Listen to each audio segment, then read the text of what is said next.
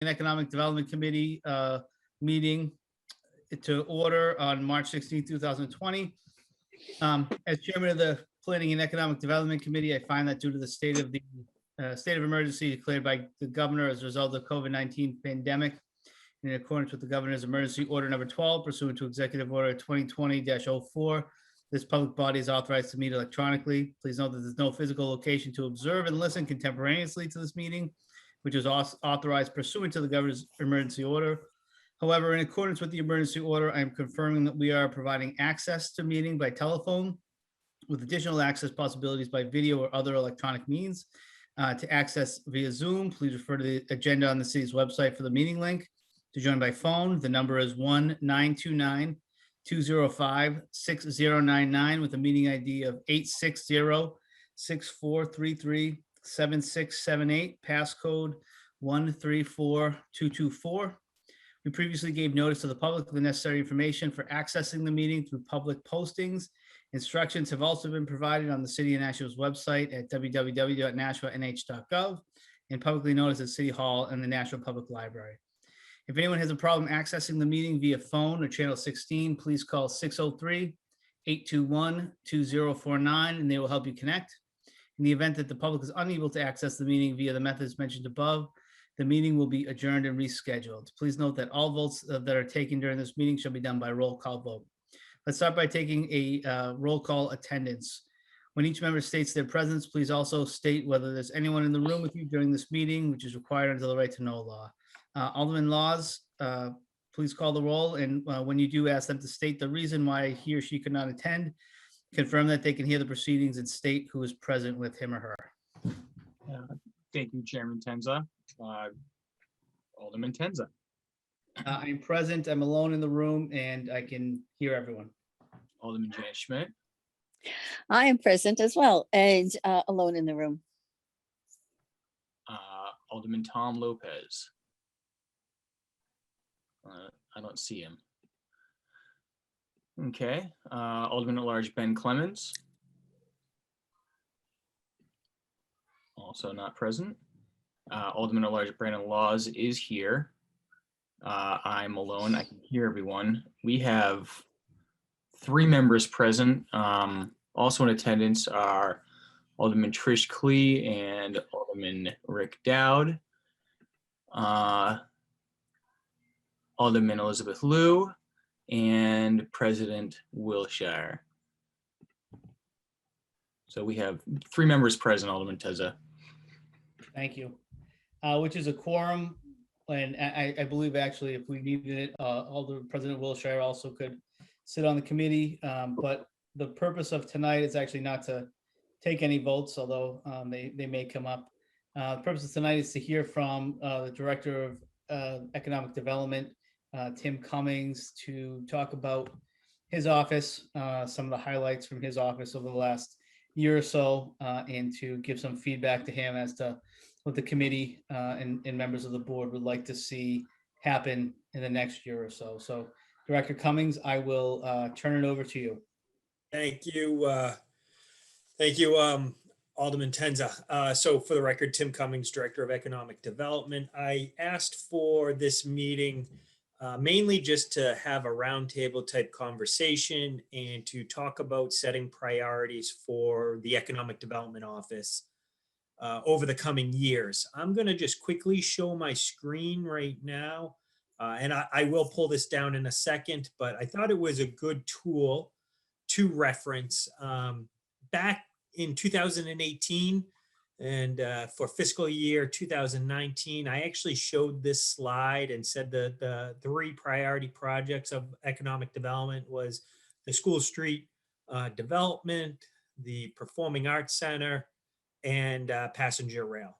And so passenger rail is being handled at the state level, and we're doing what we can to assist. And we are actively not only monitoring, but engaging strategically on doing what we can at the local level to position ourselves appropriately for passenger rail when it comes. And I think we need to continue making that a priority. And I am not suggesting we change any of these priorities, but if you notice, I'm pleased to report back to you all that, I've been able to check off a couple of the major priorities for the city relative to economic development with the School Street parking lot and the Performing Arts Center. So that begs the question, what should we prioritize moving forward?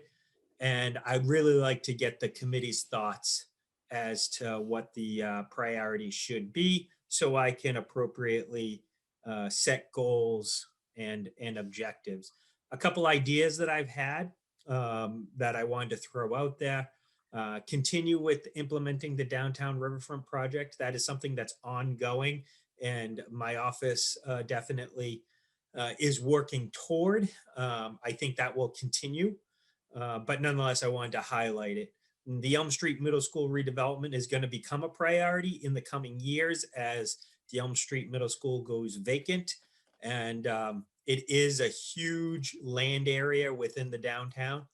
And I think having a plan for that makes a lot of sense. And similarly with the Mill Yard, now that the Broad Street Parkway has wrapped up, soon to be the Veterans Parkway, if the name so changes, there's some surplus land in that area. We have set aside money to develop a feasibility study or a concept plan. And I think it's something that we're going to need to do. We're going to have a statutory obligation actually to put a lot of that land back on the tax rolls because of the federal assistance that we received to build that roadway. But nonetheless, I think the Mill Yard itself is at a very high level an underperforming asset that the city has. It's in the inner core area, and it's something that we may want to focus on. So I put this slide up mainly just to remind folks of what my goals have been for my office in the years past. And I'd like to hear everyone's thoughts as to what you'd like to see as my goals moving forward. So with that being said, Mr. Chair, I don't know if you want to open it up for discussion or not. Yes, and I'll just note for the record that Alderman Clemens has joined us as well. Well, let's open it up. I see Alderman Dowd. You have your hand raised. We'll go to you first.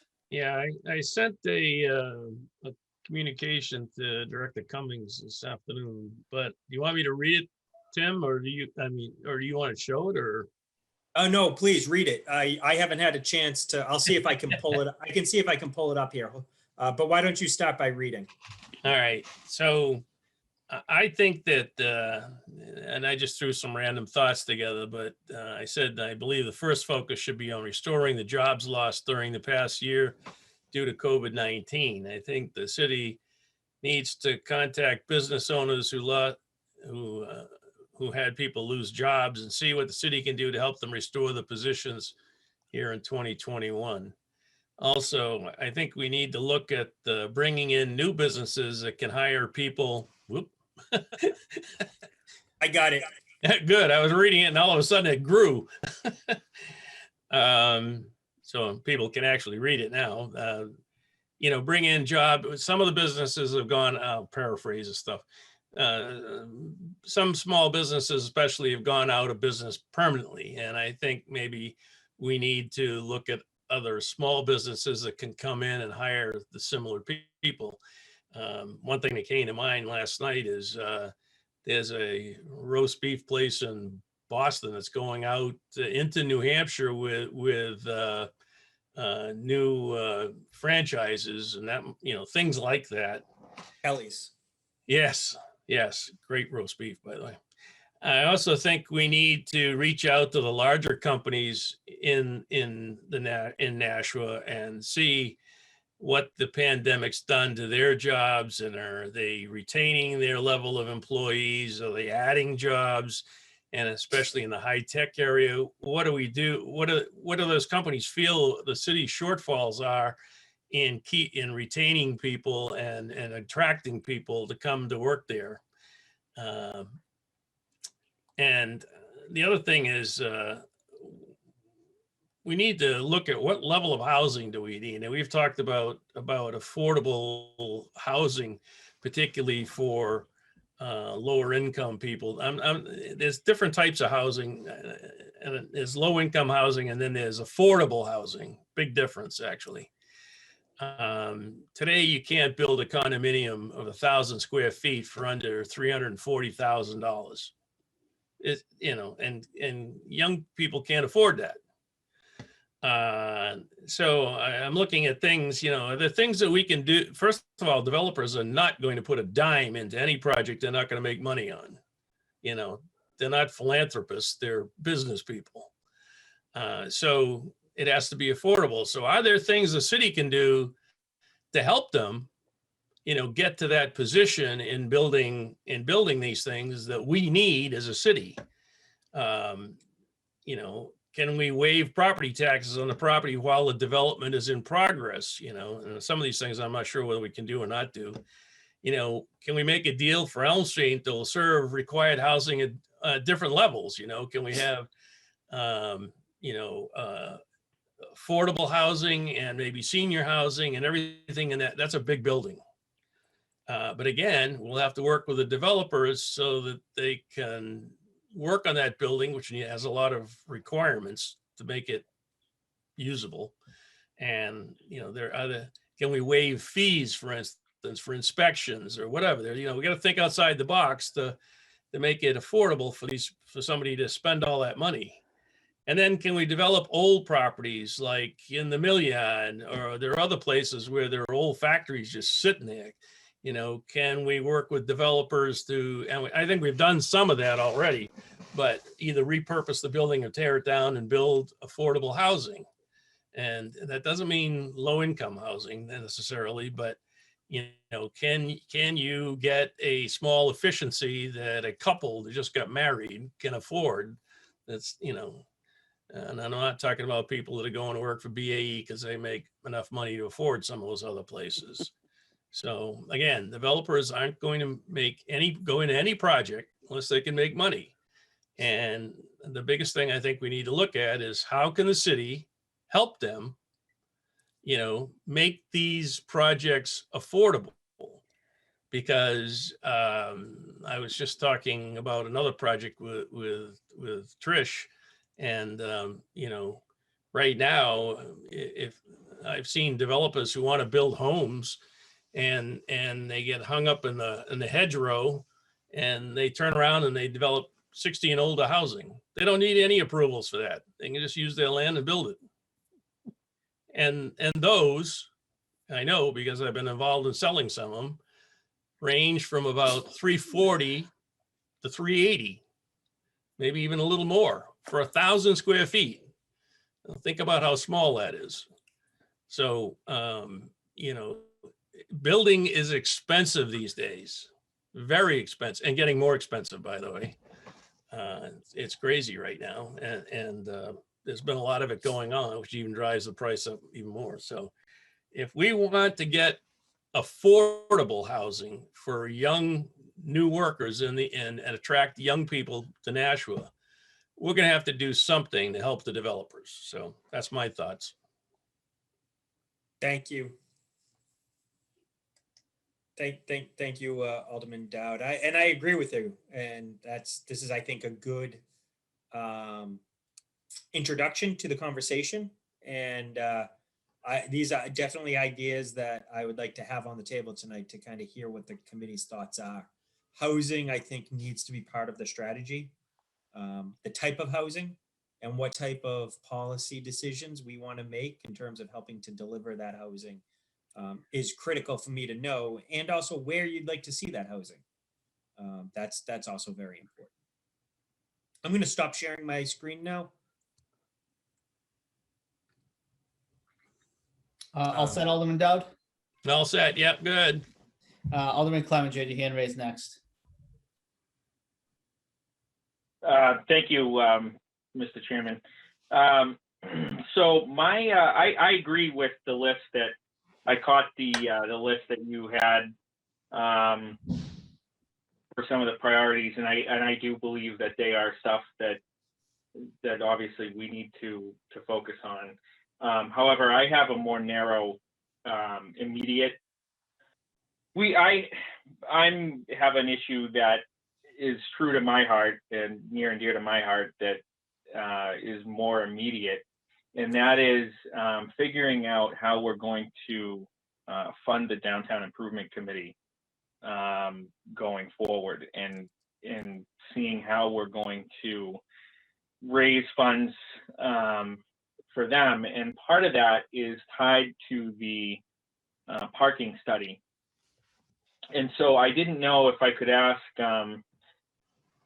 through you, Mr. Chair, to the director, do you know when that parking study will be completed? Because I know originally the idea was to hold off because we did the barriers and things like that last year and the traffic was down and everything. I guess what I would be interested to see is if the study is going to incorporate the barriers to the extent that we'll do the study with them out there, or if we were going to wait for an off year or something like that. So I'm just curious where we're at. That's a great question, if I could, Mr. Chair. So I guess to begin with, my response would be is I would do the study with the barriers. I think that that's really important. I will preface it with, I am under the impression that there is a desire or an ambition for the city to continue putting out the barriers or in some way restricting Main Street and narrowing it. And so I think we need to have that conversation early. And when I say early, I would recommend sometime this spring into this summer, May, June, July type of time frame. Not wait till we get out of this barrier season, if you will, but now, and make sure everyone is comfortable with that decision. And then I think we could start the study. We've been internally talking about starting it this summer, late summer, like August type time frame. Originally, when we scoped out the parking study, we thought it would take 6 months. Some of that work I think we're going to do in advance, so it's not going to take as long. But really, it is getting clear direction from the Board of Aldermen in particular that there is an ambition to continue restricting Main Street down to the 2 lanes that we currently have.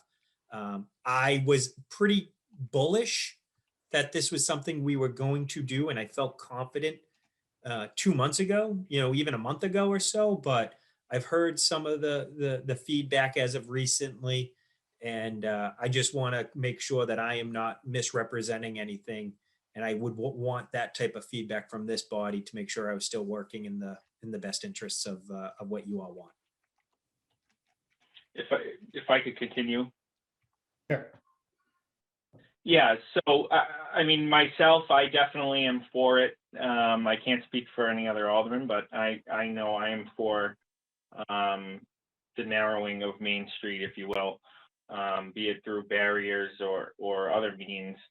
I think one of the issues that we see is that and I think to his credit, Alderman Jetty kind of gave us a way to mitigate that by allowing us to have different times, and we can kind of tailor the blocks, if you will, the parking schedules on different blocks if need be. So I think that would help. But yeah, I guess what my priority would be for myself would be to get that parking study going so that we have some results for it, because we rely on that revenue not only for the Downtown Improvement Committee, but also to the general fund of the city. And it'll be 2 years in a row where that money has been depleted. And so we need to get this parking study going as soon as possible so that we can have a plan moving forward about, is there a way are we shifting in other words, are we going to keep the 3 zones? Do we shift them from where they are?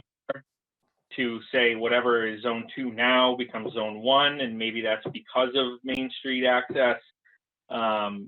What kind of profits is that going to generate the city? Will we go back to where we were? Those are the kind of things that we need answers on, I would say no later than the end of the year, because we have to start formulating a plan moving forward for not only the Downtown Improvement Committee, but also to recuperate the money that the city consistently made over those years, which are now, because of the actions of what we're doing, are falling. So so that's what I would like to see. And then based on that, based on the outcome of that, then we need to look, in my opinion, we need to look at what the next steps are for the Downtown Improvement Committee. So I would say, like, between now and next March, that would be my focus, which I know is a little bit more narrow, but I think it's vital to the city and it's vital to our downtown, and it's something that that I hope your office puts some attention to going forward. Absolutely. I'm making notes here. So I have added that to my list, and I'll share this come a little bit later on with everyone, so you can see what I've developed. Anything further, Alderman Clements? Thank you. President Wilshire.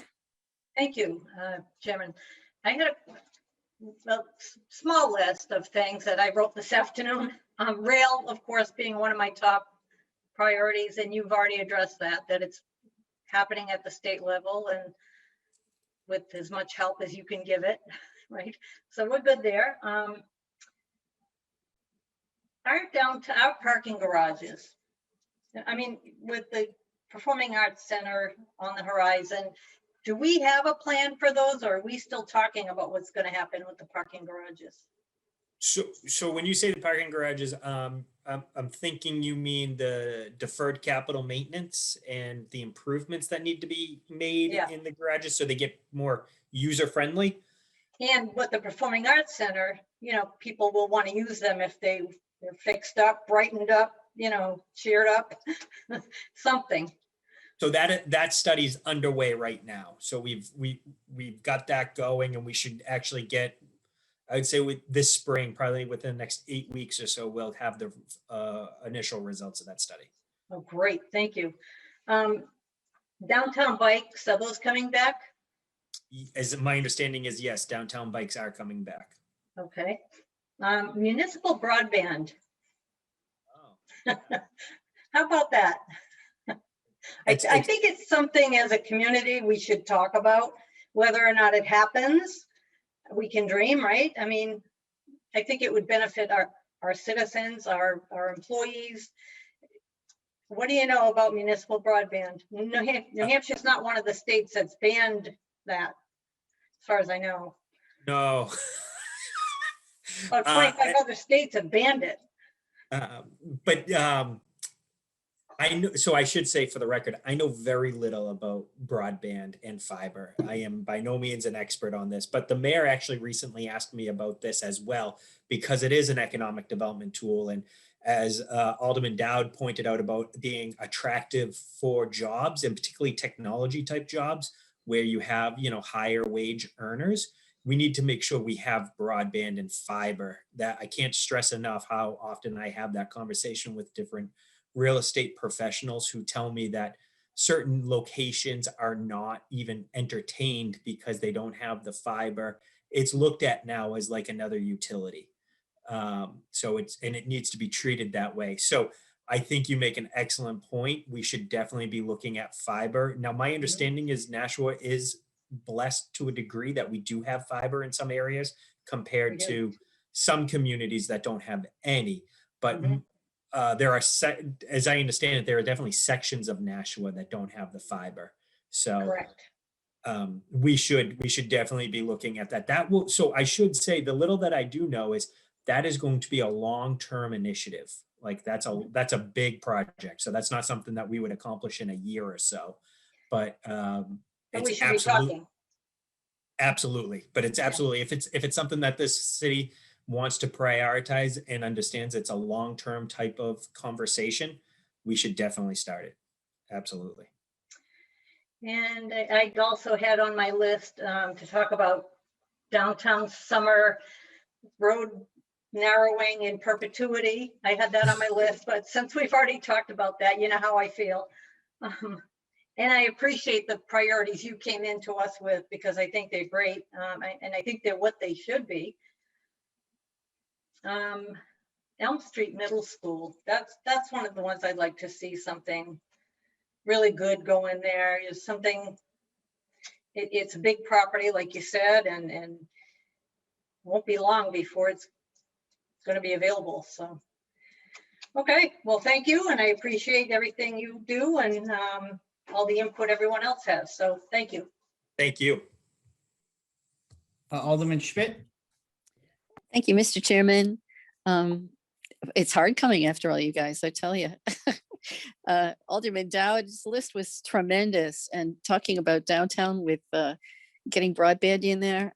If we're talking about bringing young families, young people, professionals into the city, broadband is a really big issue. Let's see, what else did I want to talk about? I know we've talked about, I think I did this with Tim, putting a second story parking on the library parking area. When we start talking about more parking needed, that's a big space that could be used if necessary. I know that the more we narrow Main Street, the more we're going to need that kind of parking. And that's a space that's available to us. Another thing that would be an important move for the city would be the new traffic patterns that we talked about originally. Oh gosh, what, 4 years ago? One-way traffic changing, especially near the PAC. Coming in from Ward 1, you come in on the Parkway, and if we could come straight across instead of having to go around the Oval, and that would be a really big benefit for a lot of people. And I think it would make going to the PAC a whole lot easier, and it would make it more interesting for people to think about the PAC that way. I also wanted to talk about the college over here in Ward 1. There are fields here, baseball. I know some organizations are using them, but this is something the city desperately needs, sports fields. And I don't know if we don't know about the owners and what they're interested in. I think that they're a little worried about the amount that they're paying for what they're getting. The value, they're looking to devalue it. Maybe they'd be talking about exchanging some land that's got sports fields on it that we could use for the city. Soccer's a really big issue for a lot of folks in the city. And if we've got the space over here, it would be silly to leave it just to grow weeds. Let's see, what else did a person actually asked me about Perimeter Road that goes by the airport and Deerfield. I know FAA probably won't allow that to become a roadway, but folks were wondering if that could become a bike path, a walking path through there. I know that there's a lot of wetlands. I know that Audubon owns a piece of land over there. It would be a really attractive place to add to our park system. It brings people in, having opportunities to be out in the wild and enjoy. And there's a piece of land, I can't remember the name of the nightclub that used to be there. It was off Amherst Street, down a hill. The Bahama Beach Club. That's the one. Geez, I spent a lot of time there. I should remember that. The land is vacant as far as I know. We've got car companies that are coming in on each side of it, but I think that big piece of land is still there. And there is a little wetland in the back, but most of it would be usable. Right off the highway, easy access. It would be a terrific place for a developer to move in there. Housing, perhaps. Those are all I have. And thank you for doing this, because I think this is a tremendous opportunity to listen to the different ideas. Thanks again. Alderman Clee. Thank you. And I echo what Alderwoman Schmidt just said. It's hard act to follow when you're lower on the list. But so I'm basically just going to echo that I agree with all of the ideas that were brought forward. I have to admit that Alderwoman Schmidt brought up the BBC, the Bahama Beach Club. And I remember at one point, I think it was called something Manor.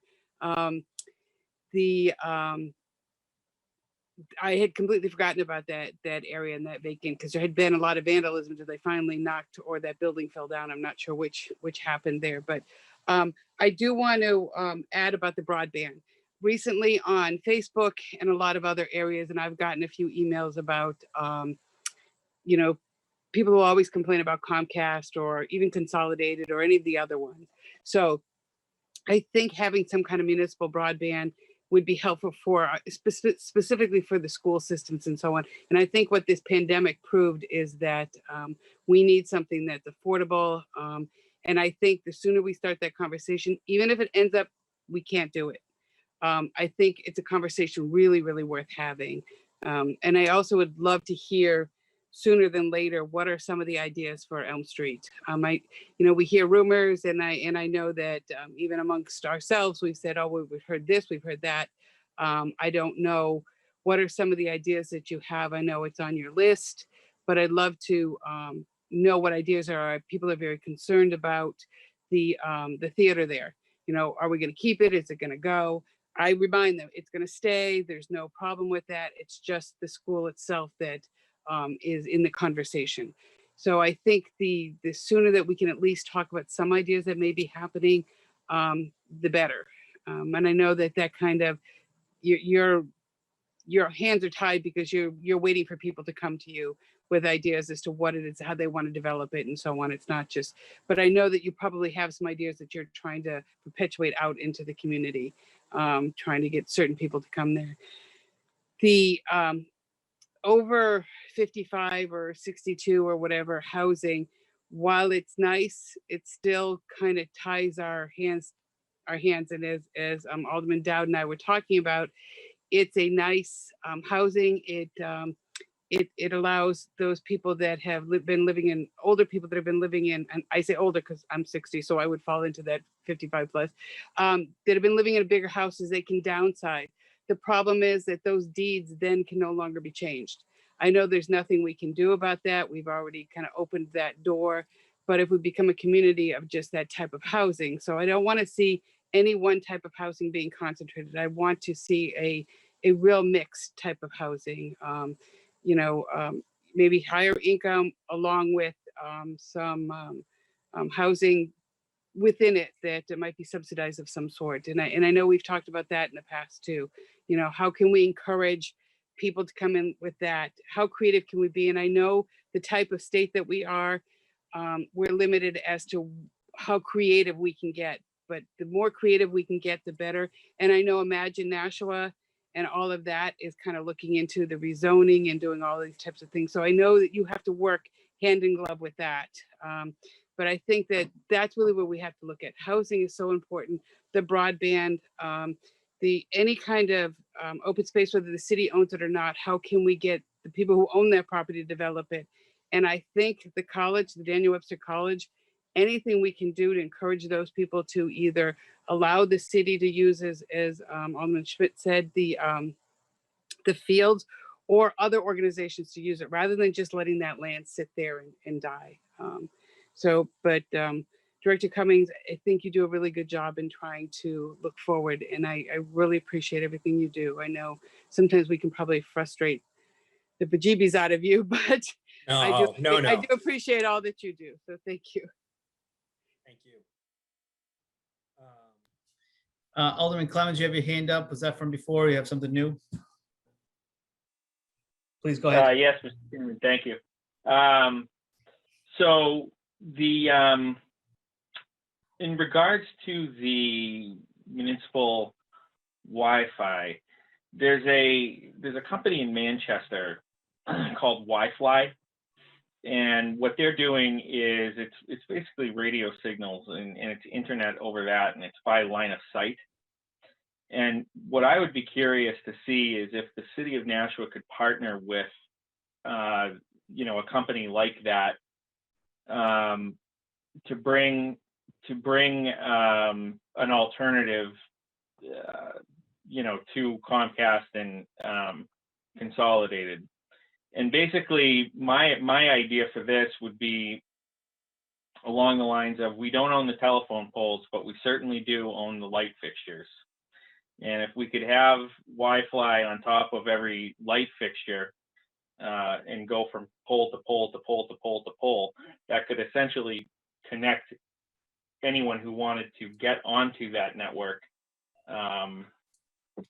directly, because it's line of sight. So you put a signal up on a house, as long as it can see one of the telephone poles, one of the top of the light fixtures on there, you'd be able to connect. I don't know if that's something that you had thought about, Director Cummings, or if you had that they had approached you, because I know that they're interested. They're getting started in Manchester, and I know that they're interested to expand down here to Nashua.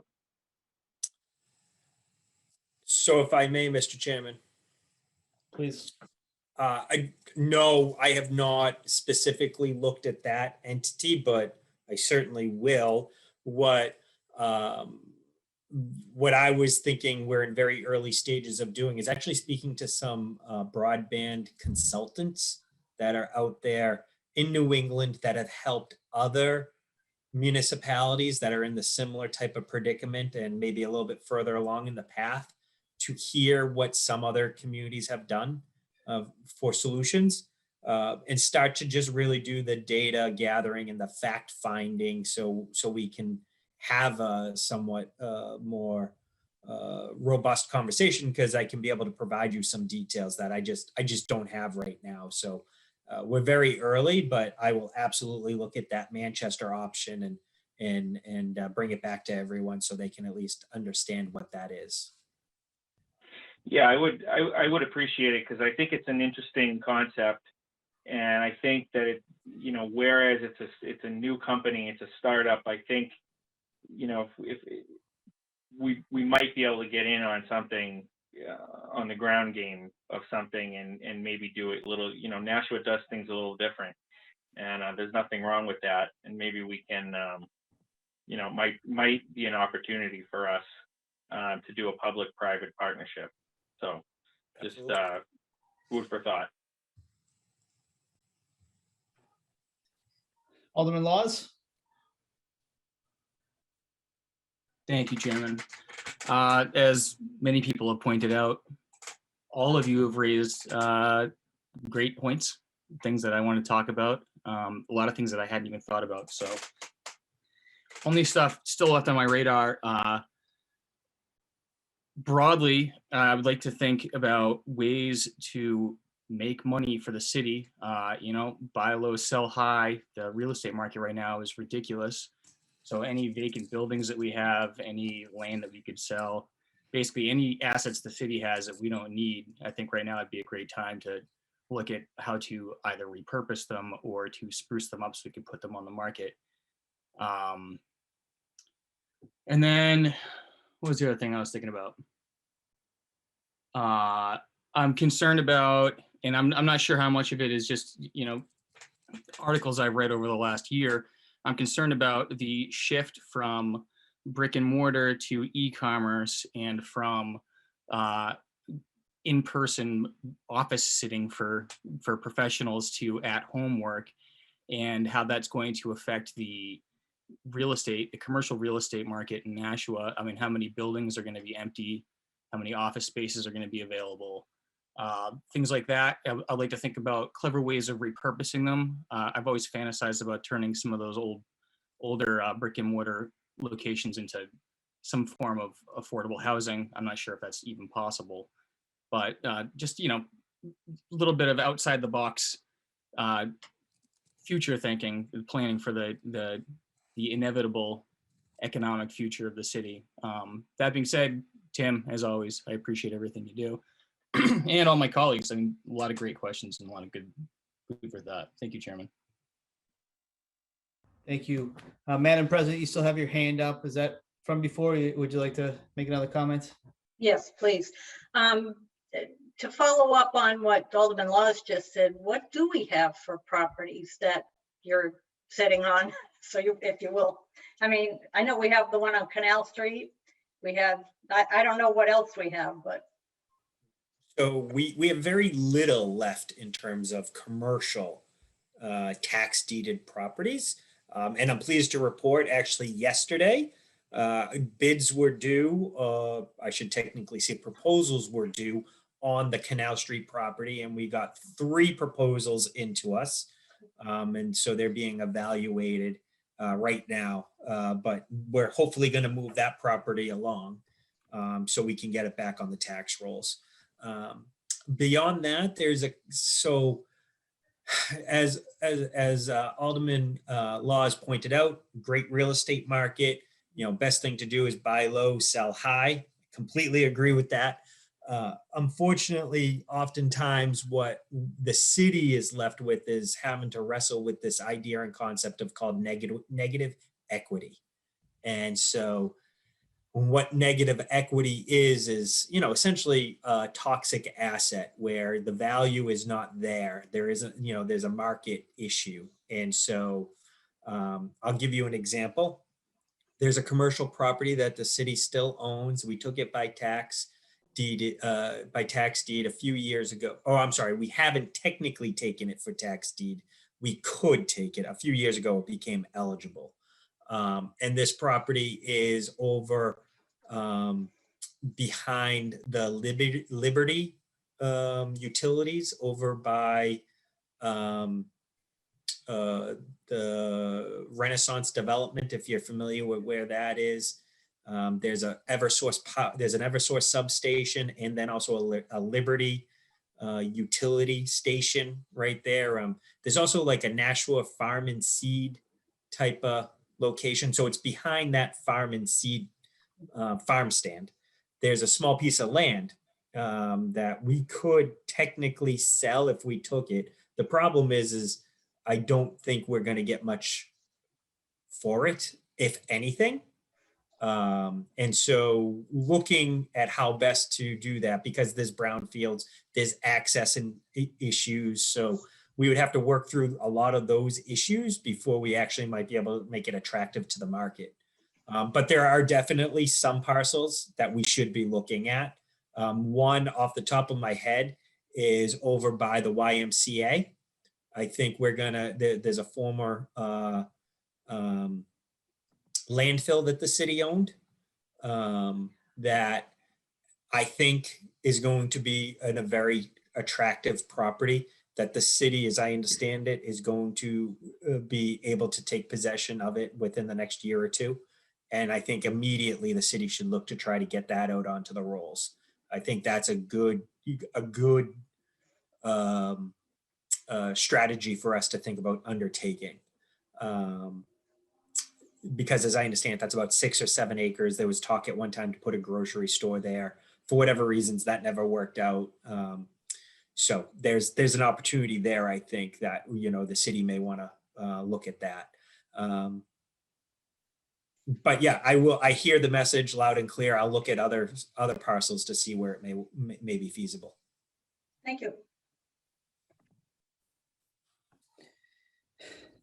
Thank you. Alderman Dowd.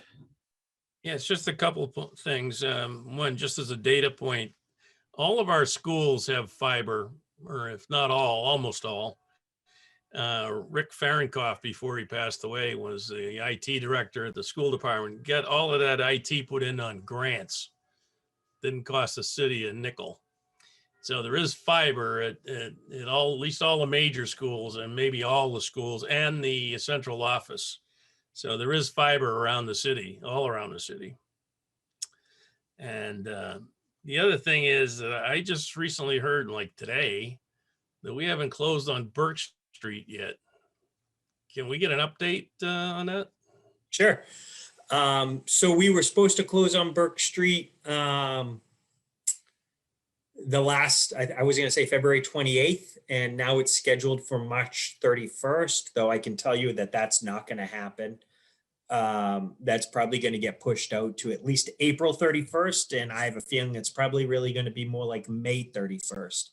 And the reason why is because the prospective buyer has recently brought up an issue that they would like us to address, which is full circulation of 18-wheeler tractor trailer type trucks. They're having a hard time making that movement around the building, and they're looking to see if the city might be able to help in some way. So we're still looking to see how we might be able to do that. Obviously, we want to preserve this deal if possible.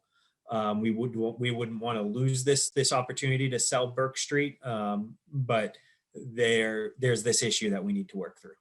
Because Burke Street's tied to the new DPW building, so these are sequential items that need to be taken in order, and the more you push off the ladder, the more expensive it becomes. Agreed.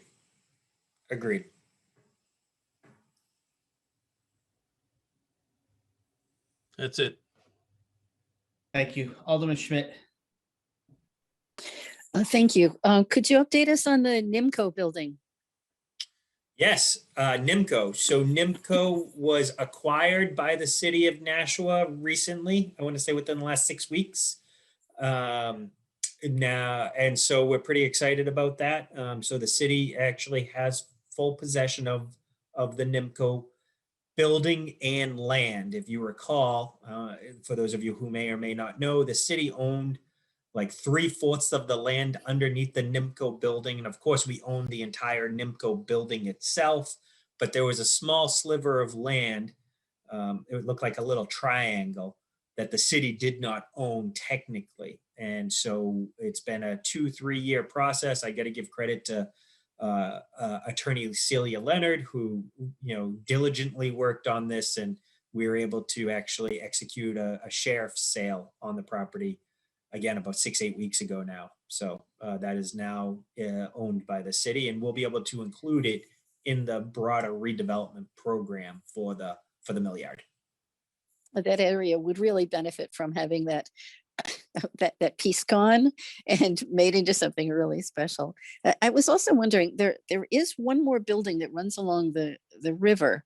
And I think it's condemned at this point. I think the windows are boarded up, and it's on the south side of the river, behind Clock Tower. Yes, so that's Pine, 88 Pine. Oh. I think that's what you're referring to. I could be wrong, but I think it's 88 Pine Street that you're referring to. That is owned by, well, it's in a trust right now.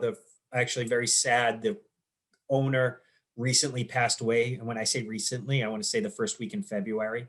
Oh, wow. So it's in trust right now. They are trying to sell it. That building's going to need a lot of attention. It needs a lot of help. And one more thing, I know people had been talking about building micro apartments in the city, really small, one person, young person. Anything moving on a builder interested in that? Actually, the only builder that I know of that is really interested in doing that type of program is Peter Floats. He's the gentleman who's looking to do the School Street development. Right. Now, not to say that the School Street development is going to be micro units, but it is a housing model that he's comfortable building. He's done in other cities, that he has proactively addressed it with me and asked me if there's an interest. For those of you who don't know, micro units are something like 300 to 400 square feet type of housing units, that are popular these days. So there's also a Manchester developer who I've talked to in the past. Crenshaw, I believe his last name is.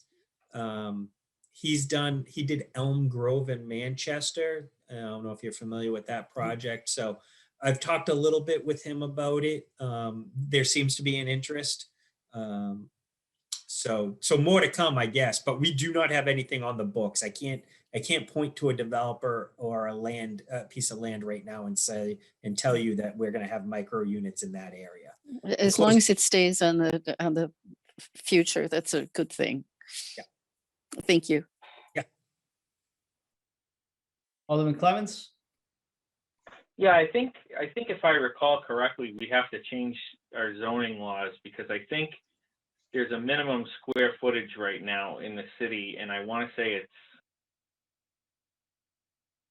I don't know if it's 500 or 400 square feet, but it's definitely not below 400 square feet. And there's also, you know, we need to be also cautious about, well, you know, it's exciting to do something like that. I think you have to do it right, because you don't want to have buildings like the Y, the old Y, up on Temple Street develop, and they might start out to be something nice and then end up, you know, terrible along years down the road. So, you know, I'm always hesitant to, you know, I'm all for micro housing and tiny houses and things like that, but it needs to be done in a way that is sustainable and also you know, protects the future, I guess. I don't know how else to put it, but Yeah, if I may, Alderman Clemmons, I completely agree with you. It's a management issue at that point. We need to make sure you have the right regulatory safeguards in place so you get the right type of operator in there. Because I share your concern. I wouldn't want to create something that would become a detriment to the community where we would lose value. That is not what, you know, I would ever recommend. And it could be a slippery slope because it's based on market conditions.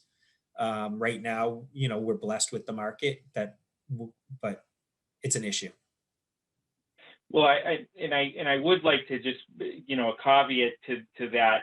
I know that tiny homes and things like that can be a great help for communities, like if you're helping the homeless or you're helping people in transition basically get themselves back on their feet. And you know, I would not object to changing the zoning laws to allow a development, but its sole purpose was to be a place where, you know, people can go if they're having trouble. We give somebody a house or something like that, and they, you know, can live there for a year or two, get themselves back on their feet, and then the idea is that you cycle in and out. You know, there's a very specific purpose for the property. It's run in a well managed way. You know, I would not object to that. So I think that, you know, everything comes with a balance, but Understood. President Wilshire? Thank you. I like the idea of supportive housing. You know, I like seeing them on TV. They're kind of cool in places where they put them, and micro buildings, I guess is what I'm talking about. But supportive housing would have to be what, you know, what we're talking about. And yeah, I don't know. I don't know if I see it here or not. But I'm very mixed about it. I think they're cool. You know, if somebody wants to build one as a summer thing or I couldn't live in one. I mean, I watched that series on HGTV and I'm like, how do people do that? I mean, 200 square feet, 192 square feet.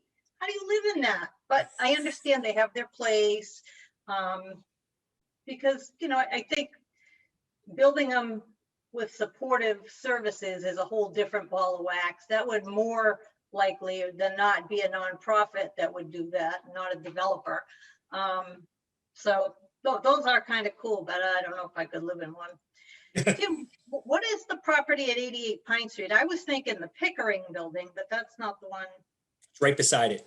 So right beside it. yeah, Okay. so the one right on the parkway. That's right. That's right. Okay. So All yeah, right. you're exactly right, Alderman Wilshire. So Clock Tower now owns the Picker building, Okay. which And then the building, if you're looking at Clock Tower from the Broad Street Parkway or Pine Street extension, the Picker building would be your first building to your left, closest to the river, down the hill, downgrade.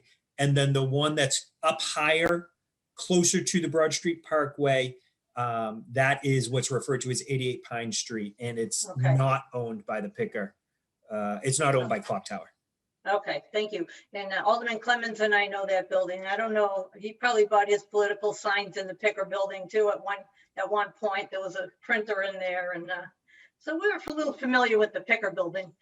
All right, that's the building I thought it was. So who owns that building? Sorry.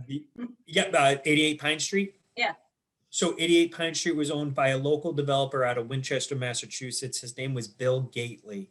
And unfortunately, he just passed away of cancer the first week in February. Okay, that's the guy you were talking about. Okay. Yep, I'm and back. he owns, I got it. he owns a couple buildings in the city of Nashua. Not just that building, he owns like 3 or 4 other ones. Around the city? Yes. Oh, interesting. Okay. Very good. Thank you. Anyone else?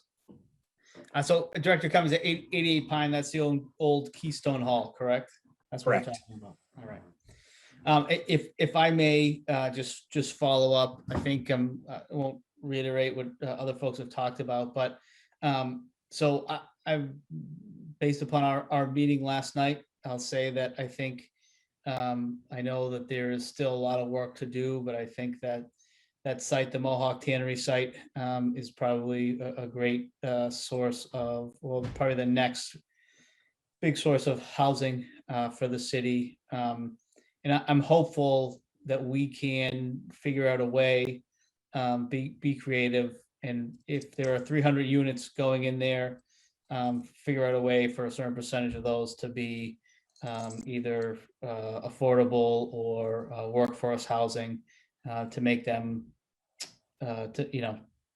so there's a diversity in the housing stock there. And if the city is going to be contributing some, I would hope we'd be able to work with the developer and figure out how to make that work.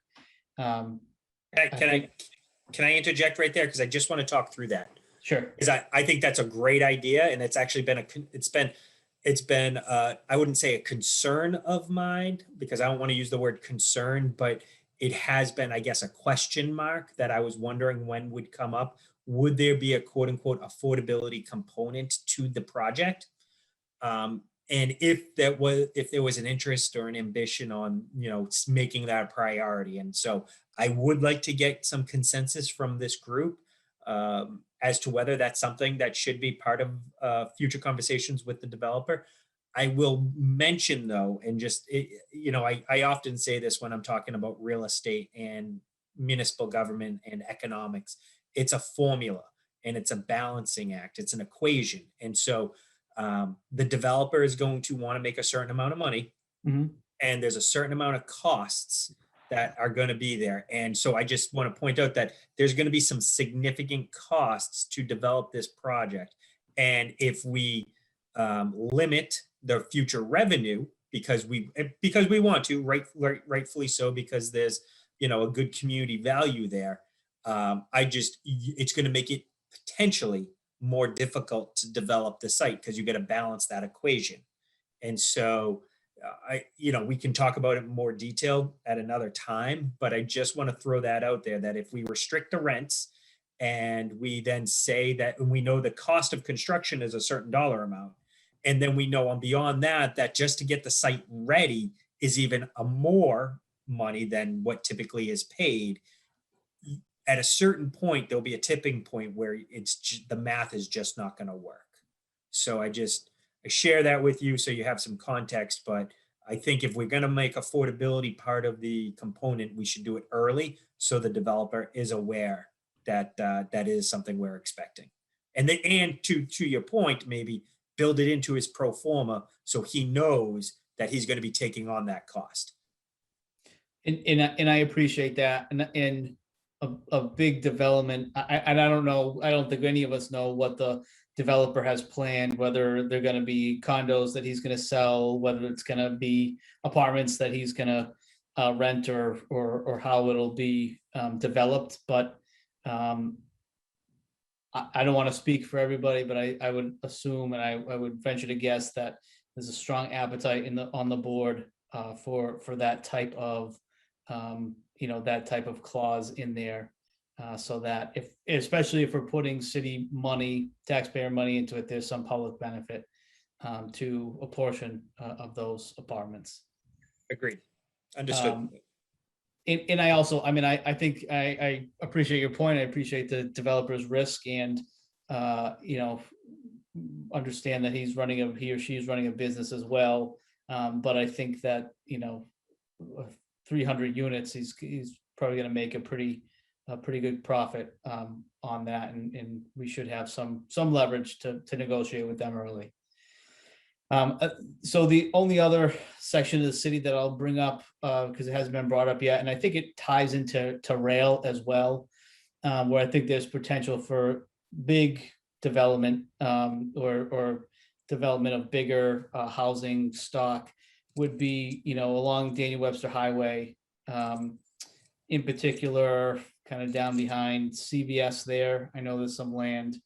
And then I think we also have to be looking ahead to what's going to happen to the Pheasant Lane Mall. I don't think it's anytime soon, but I think Alderman Laws mentioned brick and mortar is not trending in the right direction. So what I would hate to see, which I think is always a possibility now, is that a piece of land like that becomes a Amazon warehouse, rather than some kind of mixed use site. So I don't know what kind of relationship we have with Simon Malls to start a conversation as to what they're thinking, but I would hope that in the near future, that's we reach out to them and express our interest, especially if there's going to be a rail station down there. It only makes sense. So we have very good relations with Simon Mall, and in fact, I was talking to the general manager of that mall today. So absolutely, we can talk with them about what their future plans are. The biggest parcel that's in play on that site is the Sears parcel, which is owned by Seritage. Seritage is a spin-off of all the real estate holdings of Sears. I do know that Seritage is entertaining proposals on the site. I do not believe housing has really been part of the conversation. And I just will note that technically a lot of that land that Seritage owns is technically in Tingsboro. Mhm. And so that is something that we should discuss with them, especially if we have an interest in having housing on the site. I agree with you. Mixed use makes a lot of sense. I wouldn't want it to become an Amazon warehouse, as some dead malls have been converted into.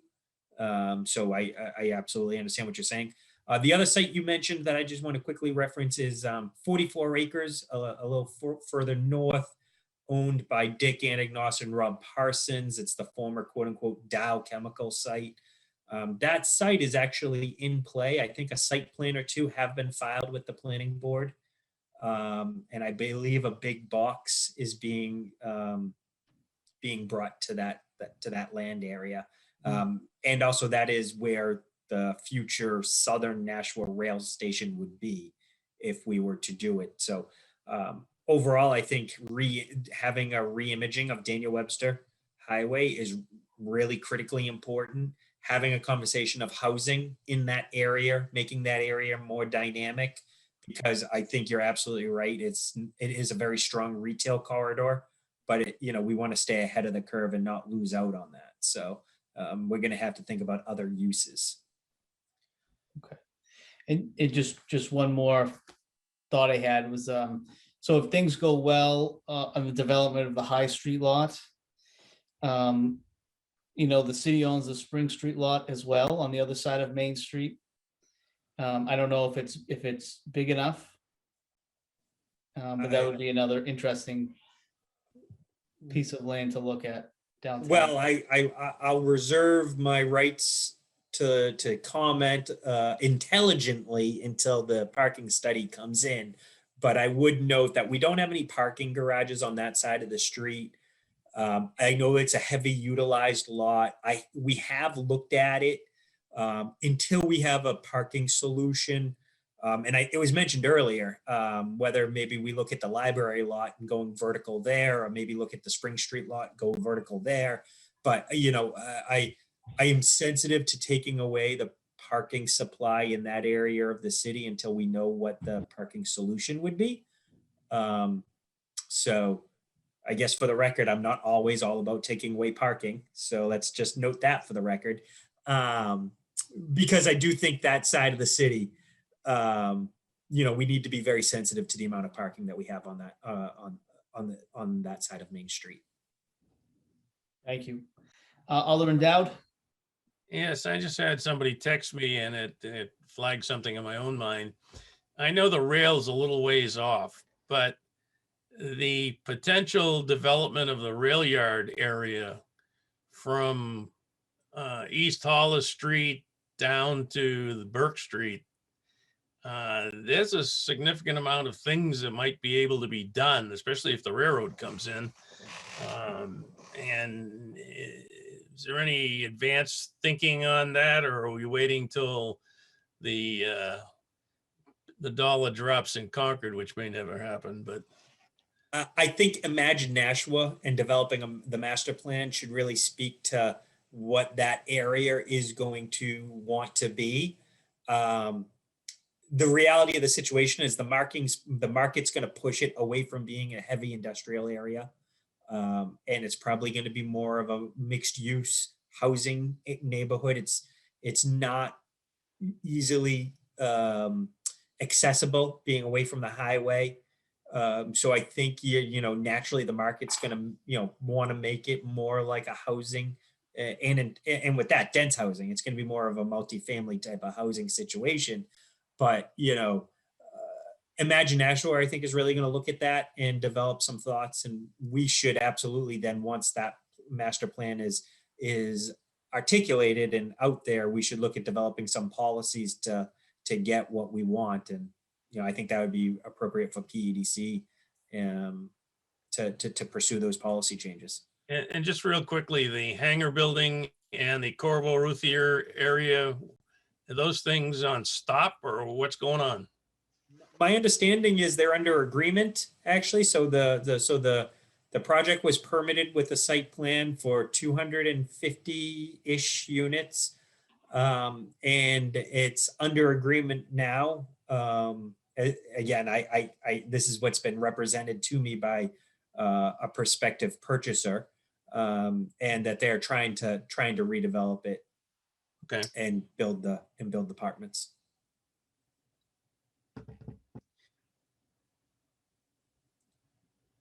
Any other questions for Director Cummings? So Alderman Tenza, if there's no questions, I was going to share my screen. Oh, I see President Wilshire. I have one last question. What are you working at all with, well, I'm not sure if you need to work with them or if you have been working with the Housing Authority on the redevelopment of Bronstein? Yes. Okay, so that's moving along, right? That is, yes, that is moving along. I know that they have an approved site plan. I know that they are looking to try to get under construction with the next round of housing finance, the New Hampshire Housing Finance Authority. What their next round is in August. So I think they're trying to make that timeline for their quote unquote LIHTC type financing. And just so everyone knows, the Housing Authority has approached the city to look for some assistance for relief on their taxes that they potentially would be having to pay. And so that's a conversation that we're having right now when we're trying to understand what that obligation is, so we can try to help them. But we're very sensitive to the budget season that we're currently in as well. So that's not unusual for Housing Authority owned property, though. They do pay a payment in lieu of taxes on all their properties, of which they own quite a few. Absolutely. Yeah, 1,000 units throughout the city or more. So they're a big player. So that will be nice when Bronstein is redeveloped.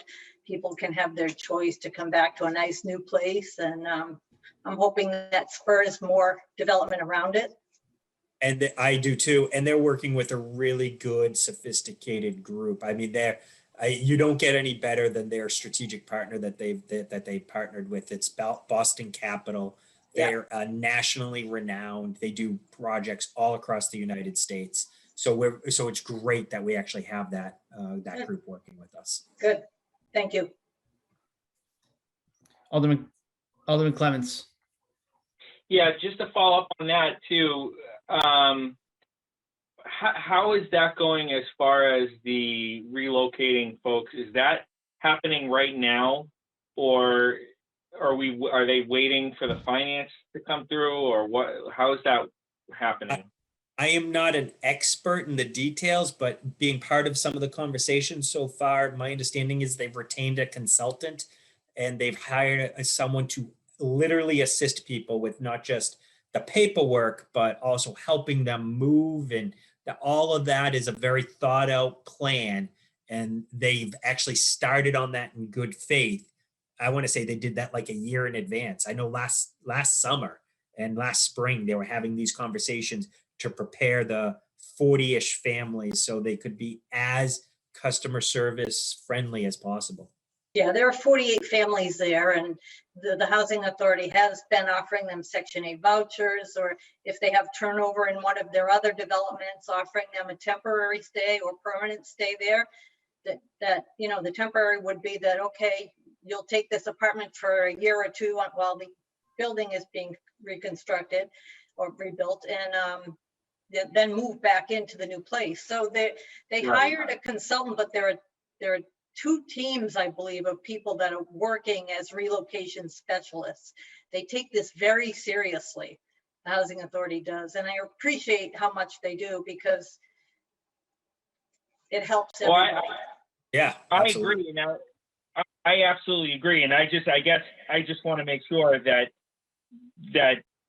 every family has the opportunity to have a place to move to before that construction starts, because that's what was promised, and I don't want to see anybody left behind. So they won't leave anybody behind. I can promise you that. That's just that. Yeah. If Laura, if you say so, I trust you. They will not do that. I promise you. Then I trust you. I believe you. Thank you. Anything further? Alderman Tenza, what I was going to suggest is I could share my screen quickly so you can see the Word document I developed. Basically, I took some notes right now.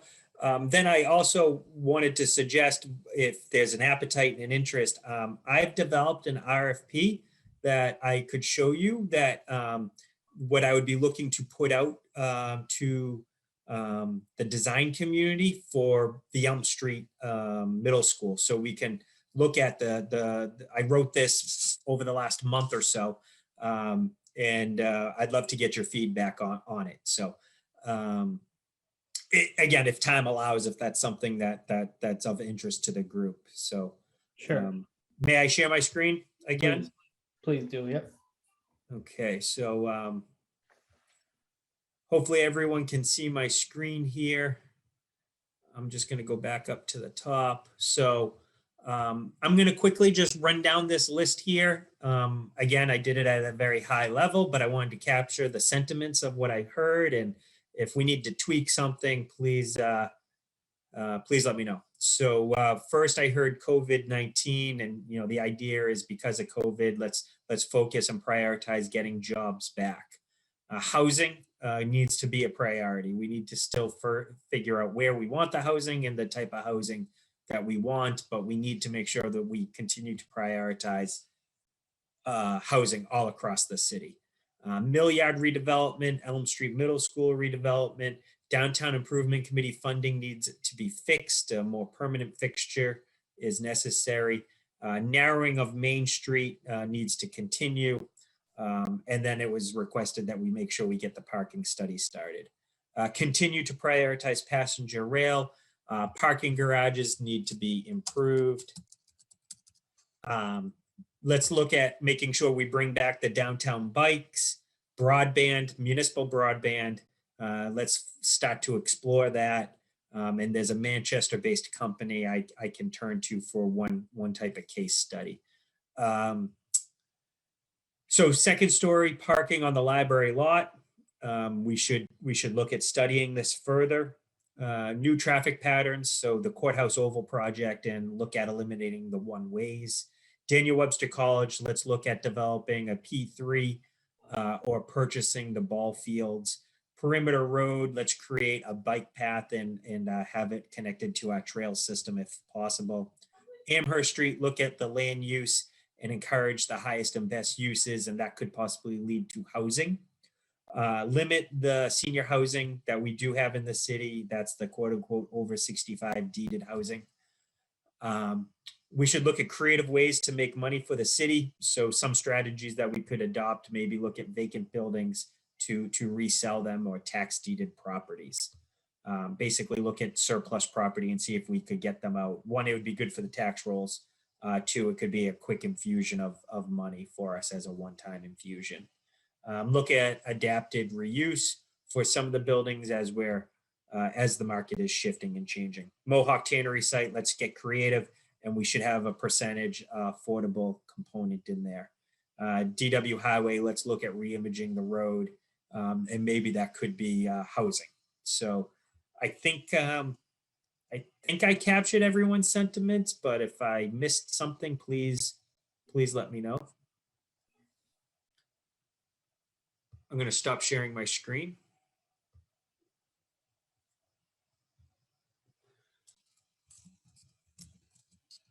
I'm sorry, Alderman Tenza, can you hear me?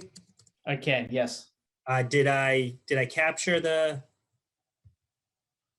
sentiments? I'm just looking for some feedback here. Do I need to tweak anything, or did that sound right? So I think this group will let you know if you missed anything. But President Wilshire, you have your hand raised.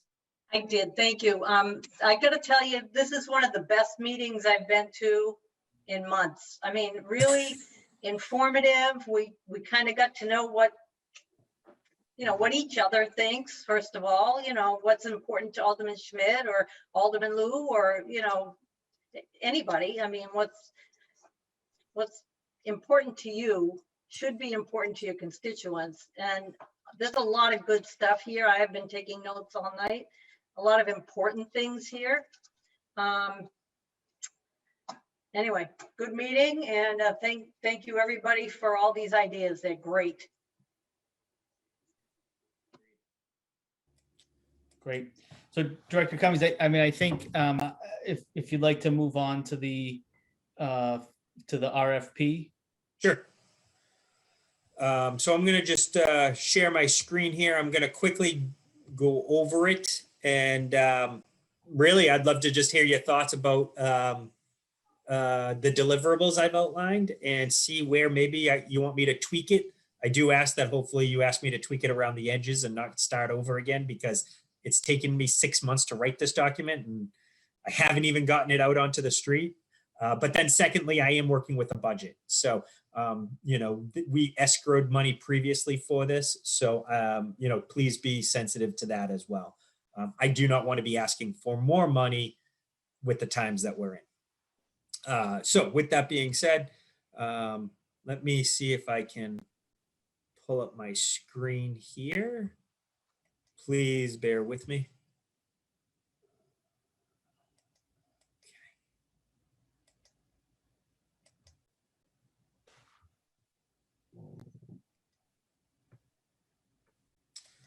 Okay, here we go. So I'm just going to quickly run down this RFP here. So the City of Nashua recently authorized 3 school building projects, one of which is the construction of a brand new middle school, which will render the current Elm Street Middle School as obsolete from an educational perspective. The Office of Economic Development has been charged with developing a strategic plan that looks to put the building and land area back into productive service. The RFP is for consulting services to develop a feasibility study on the Elm Street Middle School. Attached is the map of the subject land area to be studied. It consists of 8.87 acres with an improved structure of approximately 150,000 square feet. The subject study area houses the Keefe Auditorium, and preserving this space is a priority. The city and the larger community is open to quote unquote how this is achieved, and the selected consultant will need to weave this community value into the study in some manner. This is a unique site. This is a unique site constraint that will need some considerable attention. The feasibility study should analyze all of the relevant factors, including economic, technical, legal, timing, and risk considerations to ascertain the likelihood of completing a development successfully. The conclusion should include a complete listing of the pros and cons, which will allow for a major investment in a capital outlay to be made with confidence. The deliverables, an extensive public outreach engagement. It should be necessary for there to be a general public engagement as well as stakeholder engagement within the community in order to develop a feasibility study. A proposal to obtain the consensus necessary to move forward is critical. This exercise is expected to be a major undertaking. The retained architectural firm should outline a strong civic engagement component to achieve the goal of developing a mutually agreed upon plan or study. The proposal should outline a specific approach with an associated fee for the service. The deliverable is a memo outlining and summarizing the process with recommendations. This could be a section of the feasibility study. A technical memo from a real estate professional who can articulate the highest and best use of the site. There will be limited information initially with this memo, and it should be approximately 2 to 3 pages. The purpose of this memo is to describe the use and magnitude of a development based upon the current market conditions with an eye toward what would be economically feasible. The proposal should outline in specific terms what the technical memo shall entail, with the associated fee for the service included. It is expected that tasks 1 and 2 would be carried out in tandem with one another, and it would be in an iterative process before a final conclusion is arrived at in terms of use and order of magnitude for the development. It is also expected that the retained real estate consultant will participate as necessary in the development of the concept plan, and this fee should be included as well. The deliverable is a technical memo. Phase 2 of the study is to develop a concept plan, a study that consists of the following: initial code and site analysis, develop a site plan layout diagrams, including required road, curb, and intersection upgrades if necessary, develop a program and plan, including spacing with a floor plan, develop a massing study, develop elevations and studies, renderings for these specific purposes, develop and confirm space and program requirements are achievable via legal, title, civil engineering review. The proposal should outline these specific terms in the concept plan.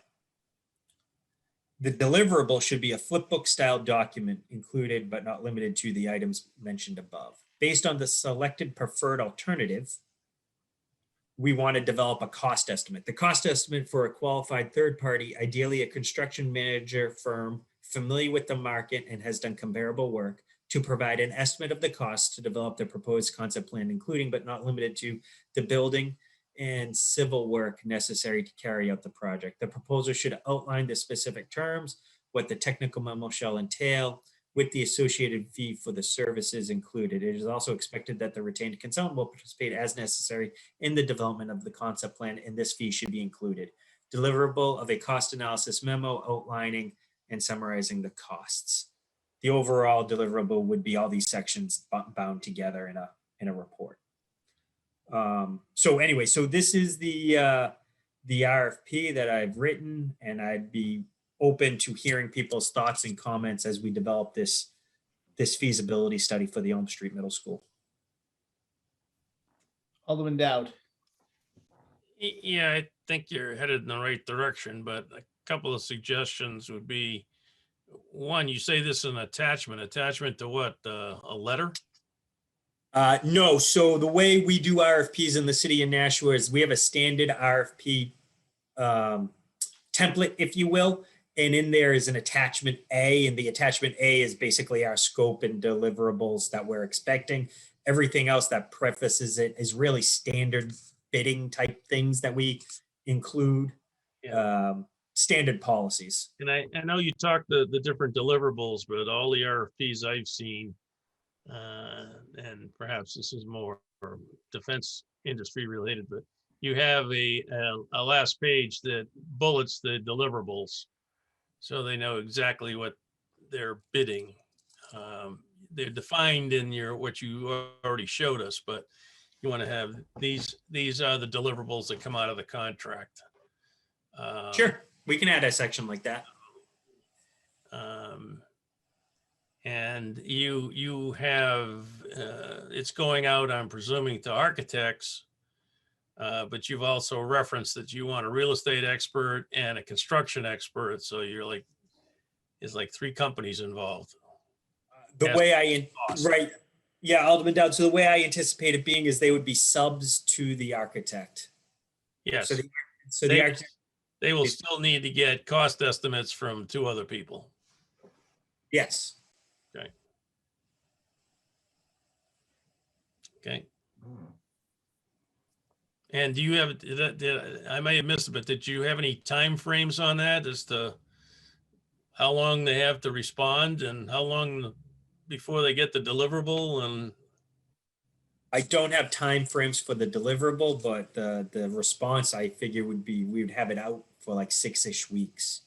because that would be critical to somebody bidding it, if you want it back in a month versus 6 months, it depends on who'll bid it. No, I think we'd have like a 6-ish weeks is kind of what I'm thinking we would have for response. And and really based on our selected vendor, we would develop a timeline for the deliverables. I'm thinking we would want the deliverables sometime within this year, though.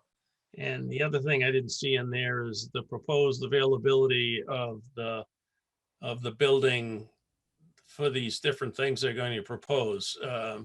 I would not use September of 23 because I'm having to use a whip and chair to try and meet that goal. We're having pushback from the state who's taking forever to do things, and a couple other things that are delaying it a little bit. So I would not hold my hat on September of 23. That's still our goal. And that's still what I'm shooting for. On schedule, under budget, but the schedule part may be problematic based on everything that's going on in construction right now and the state taking 4 months to approve things. So that's a really good point, actually, Alderman Dowd. And I guess my question would be then, we put this out and we start it, maybe we could put it out, we could retain someone, we could have someone lined up, but maybe not cut them loose to start the project.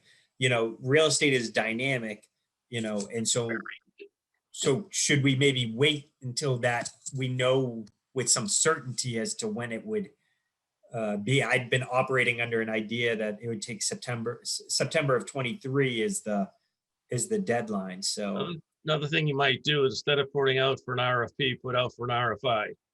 Find out who's interested. Yeah. Then if you get nobody responds, you might have to tweak your request. Yeah. Yeah. That's Then a at great least idea. you'll know who's interested. Okay. Anything further, Alderman Dowd? I hope not. President Wilshire?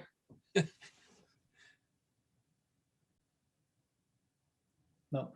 Yeah, she was on mute. Sorry, no, I'm good. Thank you. Okay. Alderman Luke? Thank you, Chairman.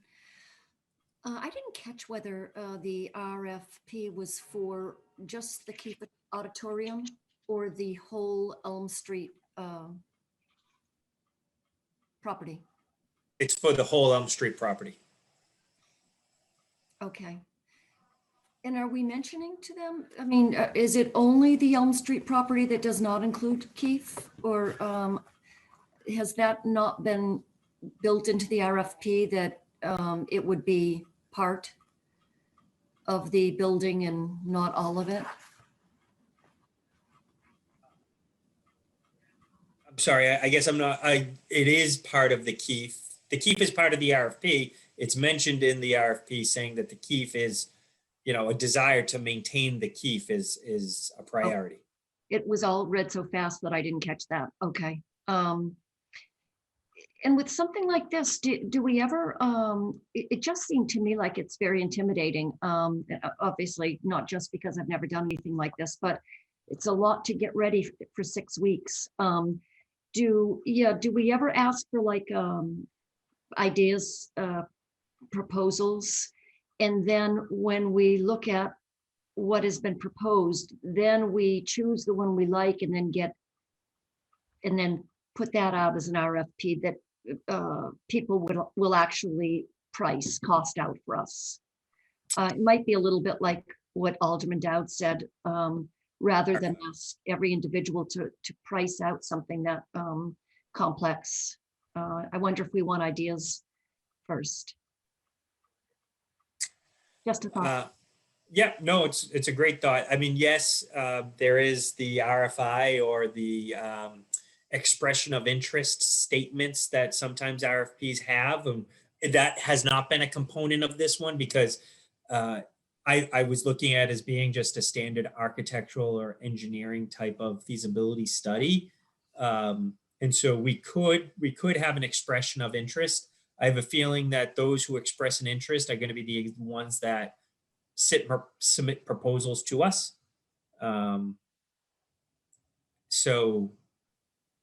It's definitely something we could look at, definitely. Alderman Clemens? Thank you. So regarding the part of the RFP that focuses on community input, what are we asking for? I guess, can you go over a little bit more in detail of what we're asking for from that? I'm asking that the groups, the architectural firms, provide us with their plan as to how they would like to engage the community and how they would do it, how often they would do it, and what the cost would be if we were to buy that plan from them. And then we can compare it to the other proposals that we get. And so we may have one architectural firm that says for $5,000, you're going to buy 6 meetings. Or we could have another architectural firm that says for $3,000, I'm going to commit to 10 meetings. And then we can decide what our priority is. So beyond getting public input onto a particular plan, I guess, meaning yay or nay, how much do we anticipate, or how much do you anticipate the public having a say in, for example, whether or not we save one of those gymnasiums, for example? So you're segmenting it out and just like on the gymnasium itself. Well, just as let's say there's an outcry from the community that's something that, in these public input sessions that come forward, that's something that they want, to save. But it's not really part of the plan because the plan says, we're looking to maximize the economic viability of the site. How do you anticipate, I guess, what's the expectation of the public? Right. I guess that's where I'm going. What is the expectation of the public input and how that's gonna, evolve? So the biggest, these are some really good. Go ahead. No, I was just going to say, these are some really good questions, actually. And the way I was looking at it is the document is only going to be, and when I say the document, the feasibility itself, the feasibility itself is only going to be as valuable as actually the Board of Aldermen is willing to vote and follow that plan. So if the document does its job and is a consensus document and it represents what the community wants, then there should be confidence and strength that the Board of Aldermen will then say, yes, this is what we want. And Tim, go out and get an RFP for a developer to actually give us this feasibility study. And I think it's going to be a give and take based on the values that the community has, which I'm expecting a lot of community input on this project. I think that's the only way that there's going to be consensus. And I think there's the only way that there's going to be confidence.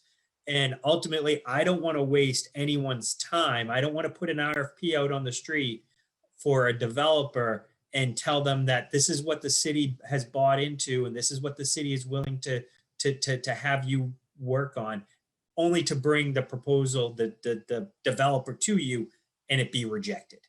And so through the engagement of the community in many different ways, including coming back to the Board of Aldermen on a couple of occasions to talk about the feasibility study, if it bubbles up that the Keefe Auditorium, the gyms, whatever area, the parking lot is a community value and that people are willing to prioritize that value over the economics. So maybe the conversation then is it's a trade-off. You're not going to be able to do as dense of an development, or you're not going to be able to achieve this type of development because we need to preserve this because we heard loud and clear from the community that this is what the community wants to preserve. Then this is the most economically feasible program that we can give you. Does that make sense? Okay. Yeah. Yeah, it does, and that's what I wanted to, I guess, be clear about. And if that's the case, yeah, I support this going forward. I think that's the best approach we could take. So Alderman Clements, for the middle school project, we had public hearings before the project really started. We got members of the public, parents, teachers, administrators, and everybody got their ideas generally and what they wanted to see, but you can't get into specifics because a lot of times you have no control over specifics. Like one of the gymnasiums is going to need a heck of a lot of work, and a developer may not want to put that kind of money into it. You can't maintain the front of the building because you're going to have to meet ADA requirements. So something's got to change. So you generally, do you want to see elderly housing? Do you want to see apartments? Do you want to see this? But you can't get into specifics on the infrastructure because that's going to be somewhat beyond the control of the people doing the work. But it worked out pretty well on the middle school project. We got an idea what people are looking for in middle schools, and but we didn't ask them what the shape of the new school should be.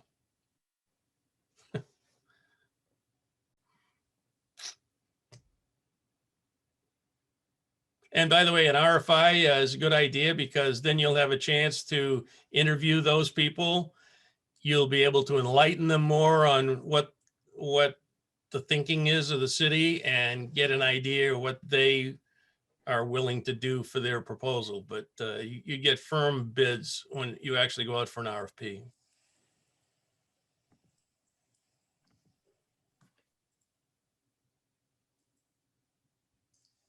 Any further questions or comments for Director Cummings? Director Cummings, when are you sending this out? I was supposed to get it out in February.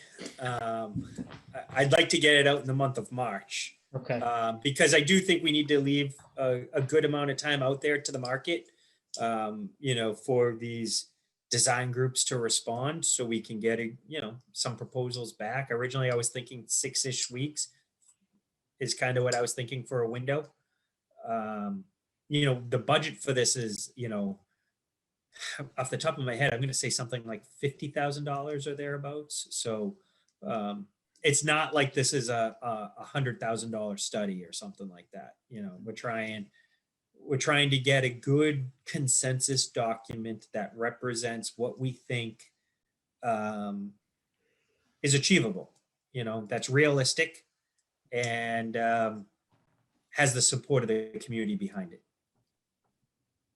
So I guess my point was if committee members took a couple days to read it again and mull it over and send you emails, that would be okay? Absolutely. In fact, what I'll do is I'll send it to you so the committee members can have it. And if you want to send me some comments, I'm definitely not going to get it out this week. So yeah, I would welcome that input. And would you please make sure to include Alderwoman Clee on it, on the email, so Duly Mayor- noted. The whole board. the whole board would be great. Alderwoman Kelly too. Alderman Clee, did you have a question? Nope, that was my comment. You beat me to Okay. the punch. I was going to Okay. ask for the whole board to be included in getting that distribution. You could send it to Donna and she could forward it to all of us. I think that's the best part, because when it gets to the full board, they're going to have a lot of questions as well. So getting us early is the better thing to do.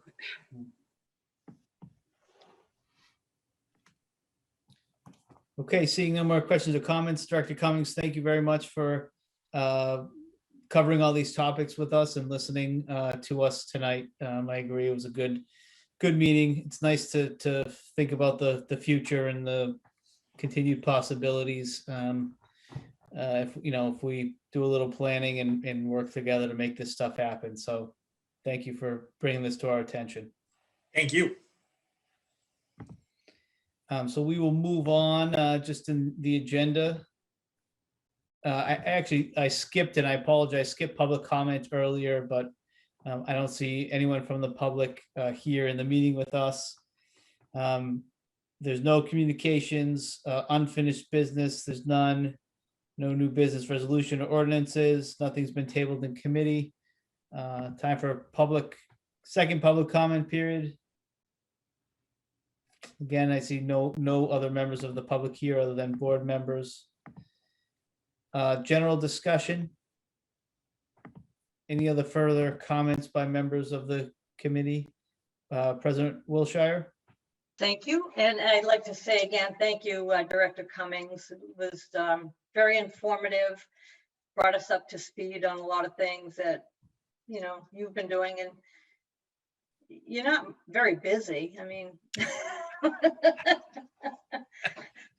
don't know how you found the time to make such a list, but thank you for everything you do. It's really appreciated. And thank you, Alderman Tenza, and everybody on the committee. It was a really good meeting. Thank you. Anything else? Any other comments? Okay. Remarks by Alderman? Seeing none. No need for a public session. I will ask for a motion to adjourn then. Alderman Tenza or Chairman Tenza.